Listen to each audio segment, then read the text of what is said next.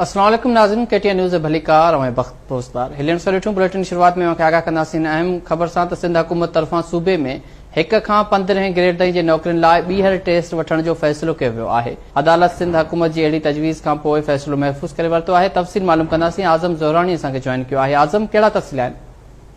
अजी Sindh high court में अॼु जेको सिंध हुकूमत बाक़ायदा तौर पहिरीं खां 15 ग्रेड ताईं वरतल टेस्ट नतीजा ख़त्म करे उम्मीदवारनि खां नए सिर जेको सो भर्तियुनि जो प्रोसेस शुरू करण बाबति तजवीज़ सिंध हाई कोर्ट में पेश करे छॾी आहे। इहा तजवीज़ सिंध हुकूमत जे तरफ़ां सिंध जे एडवोकेट जनरल हसन अकबर पारां पेश कई वई आहे, जंहिंमें हिन अदालत खे ॿुधायो त सिंध हुकूमत पहिरें खां 15 ग्रेड ताईं मुख़्तलिफ़ खातनि में जेके भर्तियुनि जो प्रोसेस शुरू कयो हो उहो ख़त्म करे ऐं नए सिर भर्तियूं करण लाइ तयारु आहे, जंहिं ते जेको अदालत हिन जेको सिंध हुकूमत जी हिन तजवीज़ ते फ़ैसिलो महफ़ूज़ करे वरितो आहे ऐं ईंदड़ कुझु ॾींहनि जे अंदरि अदालत हिन तजवीज़ जे मुताबिक़ उनजी रोशनी में जेको फ़ैसिलो करे सघे थी। तव्हांखे ॿुधाईंदो रहां त MQM जे तरफ़ां इहा दरख़्वास्त दाख़िल कराई वई, जंहिंमें पहिरें खां 15 ग्रेड ताईं IPS सखर ऐं ॿिनि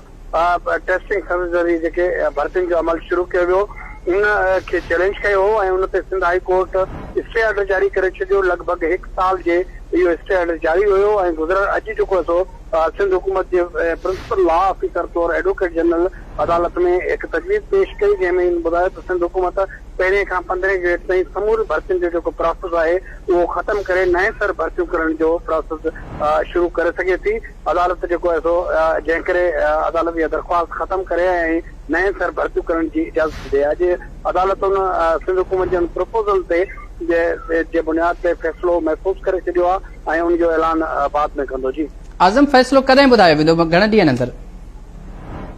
जी इन जी का तारीख़ अञा ताईं मुक़ररु कोन्हे। अदालत जेको सो रिटर्न ऑफिस लाइ फ़ैसिलो रिज़र्व कंदी आहे। हाणे अदालत जे मथां आहे त हू 1 हफ़्ते जे अंदरि जेको आहे ॿुधाए थी या कंहिं बि ॿिए वर्किंग डे ते ॿुधाए सघे थी। वॾी महिरबानी आज़म ज़ोहरानी तफ़सील ॾियण जे लाइ।